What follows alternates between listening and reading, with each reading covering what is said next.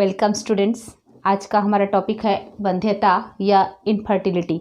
ये चैप्टर 4 का last topic है और बहुत ही इंपॉर्टेंट टॉपिक है। इसमें से कई एक नंबर के क्वेश्चंस पूछे जाते हैं। कहाँ पर से क्वेश्चन आएंगे, हम वीडियो के अंत तक देखिए। वीडियो को हम बीच बीच में बताएंगे कहाँ पर से एक नंबर के क्वेश्चन आते हैं। वंध्यता या इनफर्टिलिटी ये है कि संतान उत्पन्न करने में अक्षम होना, यानी कि संतान उत्पत्ति नहीं कर पाना या बच्चे पैदा नहीं कर पाना वंध्यता या इनफर्टिलिटी कहलाता है। और करोड़ों दंपत्ति ऐसे हैं, सैकड़ों दंपत्ति ऐसे हैं जो संतान उत्पन्न करने की क्षमता नहीं रख पाते हैं। तो कौन से ऐसे कारण हैं और उनके क्या उपाय हैं, वो सब आज इस वीडियो में देखेंगे हम।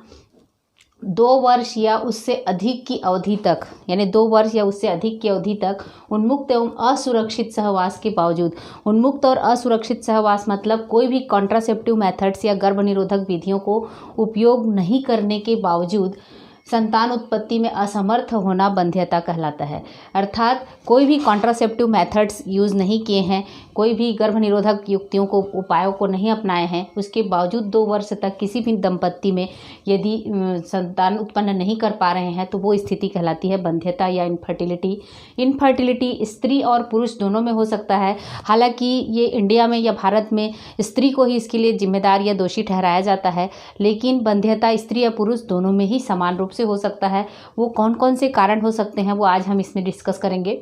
कारण में मेन होता है या तो जन्मजात होता है, किसी भी प्रकार के जनन अंगों में कोई कमी है या शारीरिक या फिर उसमें संरचनात्मक डिफरेंसेस हैं, या किसी भी प्रकार का सामान्य नहीं है जनन अंग या उसकी एक्टिविटी या क्रियाशीलता में कमी है तो उसके कारण भी हो सकता है। मनोवैज्ञानिक कारण भी हो सकता है कि जनन अंग जो है वो सब सही है, संरचना सही है, उसके बावजूद यदि किसी की मानसिक स्थिति सही नहीं है तो उसका प्रभाव भी जनन पर पड़ता है या फिर संतान उत्पत्ति पर पड़ता है। कोई क्षति पर पहुंच गई है जनन अंगों में चोट की वजह से तो, या फिर किसी दवाइयों का दुष्प्रभाव पड़ा है, या किसी रोग का प्रतिरोधात्मक रोगनाशक जो प्रभाव है वो यदि जनन अंगों को प्रभावित कर रहे हैं और जनन अंगों से यदि गैमेट्स को या युग्मकों को उत्पन्न करने की क्षमता को समाप्त कर रहे हैं तो वो भी, या फिर किसी भी दवाइयों के दुष्प्रभाव के कारण भी इस तरह की इनफर्टिलिटी जो है वो उत्पन्न हो सकती है। तो ये कारण है।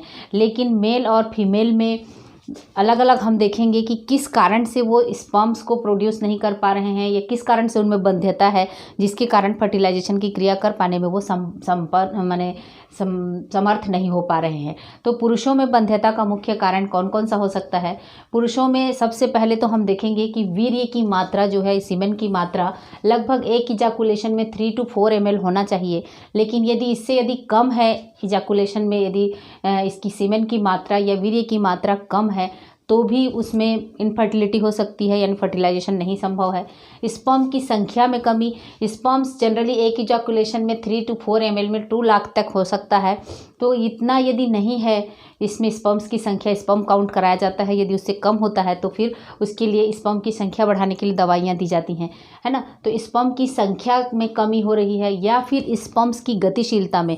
स्पर्म्स क्या होते हैं कि वेजाइना में डाल दिए जाते हैं और उसके बाद मूव करके वो यूटेरस से होते हुए उनको फेलोपियन ट्यूब तक पहुंचना होता है। तो यदि मूव करने में संभव नहीं हो पाएगा, यानी उनकी गतिशीलता में कमी होगी, उस कारण से भी पुरुषों में फर्टिलाइजेशन नहीं कर पाते हैं और वंध्यता उत्पन्न होती है। और स्पर्म का नहीं होना, किसी किसी में क्या होता है कि स्पर्म का उत्पत्ति ही नहीं हो सकती है, उस स्पर्म वो बना ही नहीं पाते हैं, तो वो स्थिति कहलाता है एजूस्पर्मिया, है ना। स्पर्म नहीं बना पाना क्या कहलाता है? एजूस्पर्मिया कहलाता है। स्पर्म की संख्या यदि कम है तो वो कहलाता है ओलिगोस्पर्मिया। ये टेक्निकल वर्ड्स हैं, ध्यान से इसको देखिए, ये 1 नंबर के क्वेश्चन में भी आ सकते हैं, नीट के पॉइंट से भी इम्पॉर्टेंट है। टेस्टिस का स्क्रोटम पर उतर नहीं पाना। इस टेस्टिस क्या होता है? एब्डोमिनल कैविटी के बाहर स्क्रोटम सेक में बंद रहता है। तो किसी किसी में क्या होता है कि टेस्टिस जो है वो एब्डोमिनल कैविटी में, क्योंकि जनन अंगों का विकास पहले एब्डोमिनल कैविटी के अंदर होता है और धीरे से बाद में जब इन्फेंट जो है वो बड़ा होता है उसके बाद टेस्टिस स्पर्म सेक एब्डोमिनल कैविटी से स्क्रोटम सेक में उतर आता है। तो यदि ये नॉर्मल कंडीशन है लेकिन नहीं उतर पाता है किसी किसी में, तो उस स्थिति को कहा जाता है क्रिप्टोर्किड्स या एकोस्पर्मिया कहते हैं। तो इसके कारण भी फर्टिलाइजेशन करने में वो माने समर्थ नहीं हो पाते हैं या नहीं कर पाते हैं। हाइड्रोसील एक और कंडीशन है, टेस्टिस में पानी भर जाता है, किसी किसी के पुरुषों के टेस्टिस में पानी भर जाता है, जिसके कारण स्पर्म्स जो है सामान्य तरीके से नहीं डेवलप हो पाते हैं और फर्टिलाइजेशन करने में वो पुरुष जो है वो असमर्थ हो जाते हैं। गोनेडोट्रॉफी, गोनेडोट्रॉफी क्या है? गोनेड्स मतलब, इसमें गोनेड्स मतलब टेस्टिस हैं, तो टेस्टिस में यदि किसी प्रकार का संरचनात्मक परिवर्तन हो रहा है या स्पर्म्स की कमी हो रही है या स्पर्म्स की क्षति हो रही है तो उसको कहेंगे गोनेडोट्रॉफी। इसके कारण भी फर्टिलाइजेशन संभव नहीं हो पाता है और संतान उत्पत्ति वो नहीं कर पाते हैं। जेनेटिक कारण होता है, कोई जेनेटिक डिसीज़ है जैसे क्लिनफिल्टर सिंड्रोम है, इसमें इस जेनेटिक डिसऑर्डर है, क्रोमोसोम्स की असामान्यता के कारण होता है, संख्या में कमी या अधिकता के कारण होता है। तो इसके कारण भी टेस्टिस जो हैं वो सही तरीके से स्पर्म्स को फॉर्म नहीं कर पाते हैं और उनमें बंध्यता या स्टेरिलिटी उत्पन्न होती है या इनफर्टिलिटी उत्पन्न होती है। ये तो हो गया पुरुषों का। हम आगे देखते हैं स्त्रियों में कौन से ऐसे कारण हैं, कौन सी कमियां होती हैं जिसकी वजह से स्त्रियां बंध्य हो जाती हैं या फिर फर्टिलाइजेशन कर पाने में असमर्थ होती हैं। तो उन कारणों को आगे पुरुषों में बंध्यता के कारण हम देख चुके हैं। अब देखेंगे स्त्रियों में बंध्यता के कौन से ऐसे कारण हैं। तो स्त्रियों में बंध्यता का मुख्य कारण होता है पीयूष ग्रंथि की असामान्यता। अब ये क्या बात हुई कि मस्तिष्क में जो पाई जाने वाली ग्रंथि है वो कैसे जनन अंगों में प्रभाव डाल सकता है। तो पीयूष ग्रंथि से के अग्रभाग से जो स्रावित होने वाला हार्मोन है ल्यूटनाइजिंग हार्मोन और फॉलिकल स्टिमुलेटिंग हार्मोन जो होते हैं वो दो मुख्य हार्मोन हैं जो मासिक चक्र को यानी कि माहवारी को पूरी तरह से प्रभावित करते हैं। फॉलिकल्स को बनने को माने और अंडे के विकास और उसके फूटने को माने ओव्यूलेशन को मुख्य रूप से प्रभावित करने वाले दो हार्मोन जिम्मेदार होते हैं। यदि इन हार्मोन की कमी हो रही है तो भी बंध्यता जो है वो पुरुष स्त्रियों में हो सकता है। तो पीयूष ग्रंथि की असामान्यता महत्वपूर्ण कारण है स्त्रियों में असामान्य माने इनफर्टिलिटी का या बंध्यता का। थायराइड व एड्रिनल ग्लैंड से स्रावित होने वाले हार्मोन भी गोनेड्स को प्रभावित करते हैं, इसलिए इनमें इनकी कमी या अधिकता से भी इनफर्टिलिटी या बंध्यता उत्पन्न हो सकती है। हाइपरलैक्टेमिया क्या है कि प्रोलैक्टिन का मात्रा यदि बॉडी में बहुत अधिक हो जा रहा है स्त्री के और दुग्ध स्रवण हो रहा है तो उसमें फॉलिकल्स नहीं बनते हैं। यदि प्रेगनेंसी प्रसव के बाद जो फॉलिकल्स का नहीं बनना सामान्य बात है, लेकिन उसके अलावा है ना, उसके अलावा यदि हाइपरलैक्टेशन हो रहा है और फॉलिकल्स उसकी वजह से नहीं बन पाते हैं, पीरियड्स नहीं आते हैं, मासिक चक्र नहीं होता है और स्त्री जो है वो बंध्य हो जाती है, फर्टिलाइजेशन के लिए असमर्थ हो जाती है। किसी कारणवश फैलोपियन ट्यूब का ब्लॉकेज हो जाना, किसी कारणवश मतलब जैसे कि यूटेरस की अंतर लाइनिंग जो होती है वो अधिक ग्रोथ कर गया है या उनमें एंडोमेट्रियम की वॉल में मोटाई अधिक हो गई है जिसके कारण ट्यूब जो है वो ब्लॉक हो सकता है। तो किसी भी कारणवश से फैलोपियन ट्यूब या ओविडक्ट या गर्भनाल जो है वो गर्भाशय की नलिका जो है वो यदि ब्लॉकेज हो जा रहा है उसमें, तो ओवा यदि ओवरी से बनकर नाल में आकर फर्टिलाइजेशन की क्रिया संपन्न होती है, यदि वो ब्लॉकेज है तो उसमें से यदि गर्भाशय और वेजाइना से होते हुए स्पर्म जो है वेजाइना और गर्भाशय से होते हुए फैलोपियन ट्यूब तक पहुंच ही नहीं पाएगा तो फर्टिलाइजेशन की क्रिया संभव नहीं हो सकती और संतान उत्पत्ति संभव नहीं है। गर्भाशय में ट्यूमर का हो जाना, यदि गर्भाशय में ट्यूमर स्थित है या फाइब्रॉइड है तो उस स्थिति में भी ओवा नहीं बन पाते हैं, उसके कारण फिर फर्टिलाइजेशन की क्रिया संभव नहीं हो पाती है। ओवरी में सिस्ट हो जाते हैं, कई बार ओवा फॉलिकल्स बनते हैं लेकिन वो उसमें पानी भर जाता है और वो छाले माने फफोले के रूप में ओवरी में हो जाते हैं और वो ओवरी से ओवा जो है वो बाहर निकल ही नहीं पाते हैं, तो उस स्थिति को कहा जाता है ओवरी में सिस्ट होना। तो एक से अधिक भी सिस्ट हो सकते हैं, पीसीओडी जिसको कहा जाता है ना। तो इसके कारण भी ओवा जो है वो ओव्यूलेशन हो नहीं पाता है और उसके कारण बंध्यता स्त्री में हो सकती है। दोषयुक्त वेजाइना या एट्रेसिया का होना या ट्रांसवर्स सेप्टम का होना, यानी वेजाइना में ही किसी प्रकार का सेप्टम है तो किस प्रकार से स्पर्म जो है वो आगे वो यूटेरस तक पहुंच पाएगा और यूटेरस से फैलोपियन ट्यूब तक पहुंच पाएगा, उसकी संभावना कम हो जाती है। तो इसके एट्रेसिया के कारण या ट्रांसवर्स सेप्टम की उपस्थिति के कारण, साथ ही साथ गर्भाशय में जो स्रावित होने वाला म्यूकस है यदि वो गाढ़ा हो जाता है तो उसके कारण भी स्पर्म जो है वो गर्भाशय में फ्रीली मूवमेंट करके फैलोपियन ट्यूब तक नहीं पहुंच पाते हैं और उसके कारण भी बंध्यता स्त्रियों में हो सकती है। कैंसर के लिए जो औषधियाँ बॉडी में डाली जाती हैं केमोथेरेपी के द्वारा या जो भी औषधियाँ, तो उसके कारण भी ओवा नहीं बन पाते हैं, ओव्यूलेशन प्रभावित होता है और उससे बंध्यता उत्पन्न हो सकती है। कई स्त्री ऐसी होती हैं जिनमें पूरी तरह से संतान उत्पन्न करने की क्षमता होती है, उसके बावजूद है ना कोई जेनेटिक डिसीज़ यदि उसमें उपस्थित है तो वो स्त्री जो है वो बच्चा लेना नहीं चाहेगी, तो उस कारण से भी वो बंध्य हो जाती है ना, संतान उत्पन्न करने में अक्षम हो जाती है। तो किसी भी इन कारणों के द्वारा यदि संतान उत्पन्न करने में अक्षम है, तो उन संतान उत्पन्न करने में अक्षम स्त्रियों को यदि किसी आर्टिफिशियल तरीके से यदि संतान उत्पन्न करने में सहायता की जाए तो वो प्रक्रिया कहलाती है ART, यानी कि असिस्टिव रिप्रोडक्टिव टेक्निक्स। यानी संतान उत्पन्न करने में अक्षम स्त्रियों या पुरुषों को या दंपत्ति को कहा जाए, उनको यदि संतान उत्पन्न करने के लिए कुछ टेक्निक्स, आर्टिफिशियल टेक्निक्स के द्वारा संतान उत्पन्न करने में मदद किया जा सकता है, तो वो टेक्निक्स कहलाती हैं सहायक जनन प्रौद्योगिकियां या असिस्टिव रिप्रोडक्टिव टेक्निक्स। तो आजकल बहुत सारे टेक्निक्स डेवलप हो गए हैं जिसके द्वारा निसंतान दंपत्ति जो है वो आसानी से संतान प्राप्त कर सकते हैं। तो उनमें कुछ टेक्निक्स हैं जिनका नाम अभी फुल फॉर्म इसका अक्सर एग्जाम में पूछा जाता है, इसलिए इसको मैं अलग से डिस्क्राइब की हूँ, यहाँ पर लिखी हूँ। इसको अच्छे से पहले कॉपी में नोट करके याद कर लीजिए और उसके बाद एक एक करके मैं इसका डेफिनेशन जो है वो इधर बताती हूँ कि इसका डिटेल क्या है। आर्टिफिशियल इंसेमिनेशन, आर्टिफिशियल AI, इसको क्या कहा जाता है? आर्टिफिशियल इंसेमिनेशन, है ना, artificial insemination. ET, embryo transfer, ये सब का डिटेल अभी एक एक करके करेंगे हम।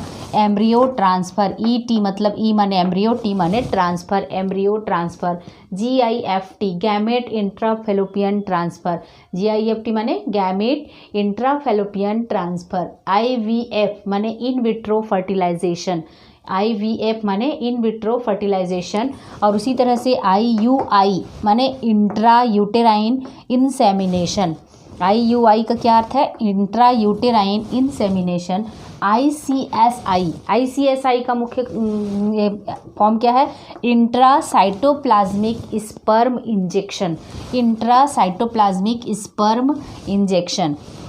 IUI माने इंट्रा यूटेराइन ट्रांसफ़र, इसका फुल फॉर्म क्या है?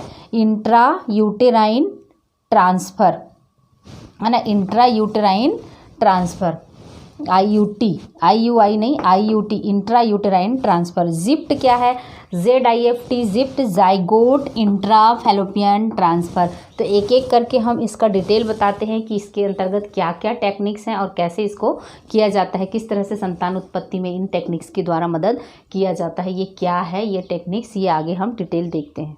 ART माने असिस्टिव रिप्रोडक्टिव टेक्निक्स, यानी सहायक जनन प्रौद्योगिकियाँ। AT, आर्टिफिशियल इंसेमिनेशन माने कृत्रिम तरीके से यदि वीर्य को या सीमन को इस तरह से किसी भी इंजेक्शन के माध्यम से या तो वेजाइना में या यूटेरस में पहुंचाया जाता है, इंजेक्शन या सिरिंज के माध्यम से, तो उसको कहा जाता है आर्टिफिशियल इंसेमिनेशन। ये किस कंडीशन में होगा? यदि मेल का पेनिस जो है वो इरेक्टाइल नहीं हो पा रहा है या किसी प्रकार का भौतिक कारण उसमें है, इस पेनिस में कोई स्ट्रक्चरल डिफ़िकल्टी है या स्पर्म तो फॉर्मेशन हो रहा है, शुक्राणु का निर्माण अच्छे से हो रहा है, लेकिन या तो वीर्य की मात्रा कम है या फिर उसमें शुक्राणुओं की संख्या कम है या पेनिस इरेक्टाइल नहीं हो पा रहा है, किसी भी तरह से इंसेमिनेशन करके यूटेरस तक नहीं पहुंचा पा रहा है स्पर्म्स को, तो उसको इंजेक्शन या सिरिंज के माध्यम से इस तरह से इसको सीधे वेजाइना में इंजेक्ट किया जाता है या यूटेरस तक पहुंचाया जाता है फोर्सफुली, या फिर उसको फेलोपियन ट्यूब तक पहुंचाया जा सकता है। तो ये क्रिया कहलाता है आर्टिफिशियल इंसेमिनेशन। उसके बाद आता है एम्ब्रियो ट्रांसफ़र, यानी कि एम्ब्रियो ट्रांसफ़र और IVF जुड़ा हुआ है। IVF माने in vitro fertilisation. In vitro fertilisation मतलब शरीर के बाहर भीतर जैसी स्थिति, गर्भाशय की जैसी स्थिति पैदा कर देना और परखनली में या किसी भी पात्र में, इसको पात्र निषेचन कहा जाता है, किसी भी पात्र में मेल और फीमेल के मेल का स्पर्म को और फीमेल के ओवा को लेकर किसी पात्र में या टेस्ट ट्यूब में उसको क्या किया जाता है? फर्टिलाइजेशन कराया जाता है, गर्भाशय जैसी कंडीशन दिया जाता है और उसमें एसेप्टिक कंडीशन में फर्टिलाइजेशन कराया जाता है, निषेचन कराया जाता है और भ्रूण प्राप्त किया जाता है। और उस भ्रूण को यदि स्त्री के गर्भाशय में यहाँ पर रोपित कर दिया जाता है तो उसको कहा जाता है एम्ब्रियो ट्रांसफ़र। ठीक है, गर्भाशय में रोपित कर दिया जाता है तो उसको क्या कहा जाता है? ET, एम्ब्रियो ट्रांसफ़र कहा जाता है, यानी कि भ्रूण का स्थानांतरण।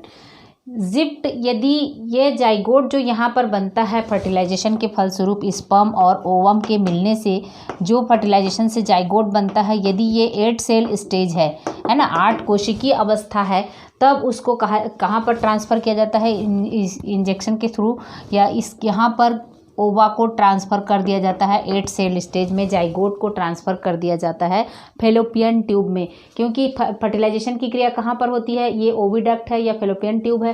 फेलोपियन ट्यूब में यहाँ पर एम्पुला और स्थमस के जंक्शन पर फर्टिलाइजेशन की क्रिया होती है। तो यदि यहाँ पर ये क्रिया संभव नहीं हो पा रही है तो सीधे सीधे क्या करते हैं, स्पर्म को और ओवम को लेते हैं, परक नली में निषेचन कराते हैं और 8 सेल स्टेज में सीधे इसको कहाँ डाल दिया जाता है, फेलोपियन ट्यूब में डाल दिया जाता है। फिर आगे का विकास जो होता है 8 सेल से 16, 16 से 32 होते हुए ब्लास्टुला गैस्ट्रुला की अवस्था आती है और वो गर्भाशय में, यहाँ पर गर्भाशय की दीवार में आकर रोपित हो जाता है। ठीक है, तो ये स्थिति हो गई जिप्ट की, माने zygote intra fallopian transfer. Zygote की 8 कोशिकीय अवस्था होती है, उस जाइगोट को इंट्रा माने अंदर, इंट्रा फेलोपियन मतलब ये ओविडक्ट, फेलोपियन ट्यूब और ट्रांसफर। उसके बाद IUT more than 8 sailed stage, यदि ये जाइगोट 8 कोशिकीय अवस्था में ना होकर उससे अधिक की अवस्था है और उसको यदि ट्रांसफ़र किया जाता है, तो 8 कोशिकीय तो यहाँ पर होता है, इसलिए यहाँ पर फेलोपियन ट्यूब में ट्रांसफ़र किया जाता है, और आगे जो 8 कोशिका से अधिक जो होता है वो कहाँ पर होता है, गर्भाशय पर आकर होता है। तो गर्भाशय में यदि 8 कोशिकीय अवस्था से अधिक है, 8 सेल्ड स्टेज से अधिक है, तब उसको कहाँ ट्रांसफ़र किया जाता है, फेलोपियन में ट्यूब में ट्रांसफ़र ना करके उसको कहाँ पर ट्रांसफ़र कर दिया जाता है, यूटेरस या गर्भाशय के पास में ट्रांसफ़र कर दिया जाता है, ताकि गर्भाशय की दीवार में वो अस्थिर से रोपित हो सके ये भ्रूण जो है। तो IUT मतलब मोर देन 8 सेल स्टेज में इंट्रा यूटेराइन ट्रांसफ़र, माने जाइगोट की 8 कोशिकीय अवस्था से अधिक को इसमें यूटेरस में ट्रांसफ़र किया जाता है। गिफ्ट क्या है, ओवा प्रोड्यूस नहीं हो पाता है, कोई फीमेल में यदि किसी कारणवश एग नहीं बन पा रहा है तो उसको क्या करते हैं, किसी डोनर फीमेल से एग को ले लेते हैं और उसको सीधे सीधे फेलोपियन ट्यूब में यहाँ पर ट्रांसफ़र कर देते हैं, और यहाँ फिर इधर से स्पर्म जो है वो जाकर फर्टिलाइज़ करेगा और सीधे सीधे इनमें फर्टिलाइजेशन की क्रिया ओविडक्ट में ही हो जाएगी और इम्प्लांटेशन हो जाएगा। बस फ़र्क क्या है, ओवा जो यहाँ पर स्त्री के स्वयं के अंडाशय से आता था उसको क्या किया जा रहा है, इंजेक्शन के थ्रू यहाँ पर पहुँचाया जा रहा है, और किसके माध्यम से, दूसरे फीमेल से लेकर, है ना, ओवा को दूसरे फीमेल से लेकर। यहाँ ओवरी है, ओवरी में ओवा बनता है, यदि नहीं बन पा रहा है तो उसको क्या करेंगे, दूसरे फीमेल से, डोनर फीमेल से लेकर उसको क्या करते हैं, फेलोपियन ट्यूब में ट्रांसफ़र किया जाता है। तो इस स्थिति को कहा जाता है गैमीट, क्योंकि ओवा क्या है, गैमीट है, इसीलिए इसको कहा जाता है गैमीट इंट्रा फेलोपियन ट्रांसफ़र, है ना, गैमीट। ये देखो gift, gamete intra fallopian transfer कहा जाता है।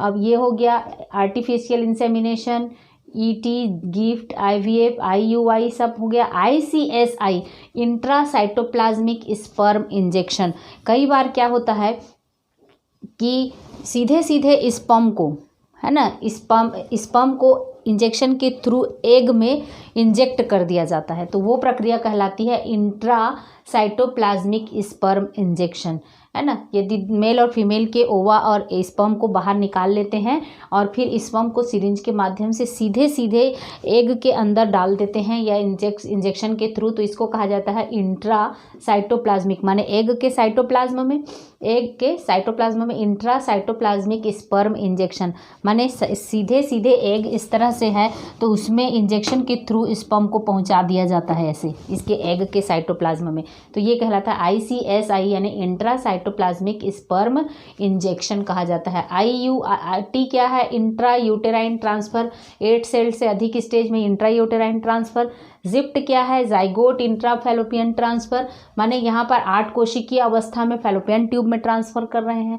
तो इस तरह से क्या हो गया कि ये सहायक तकनीक जो है वो निसंतान दंपतियों के लिए वरदान साबित हुआ है, लेकिन आज भी इंडिया में इतने बच्चे जो हैं वो अनाथ हैं, जिनको माता पिता नसीब नहीं है, तो उन बच्चों को लेकर यदि संतान के रूप में उसको अपना लिया जाए और ये तरीके तो लाभदायक हैं ही, लेकिन यदि उन बच्चों को यदि दिया जाए, पालन पोषण किया जाए, तो उनका बच्चों का भी कल्याण होगा और देश में जो है वो और एक्स्ट्रा जनसंख्या बढ़ने से भी बच जाएगा।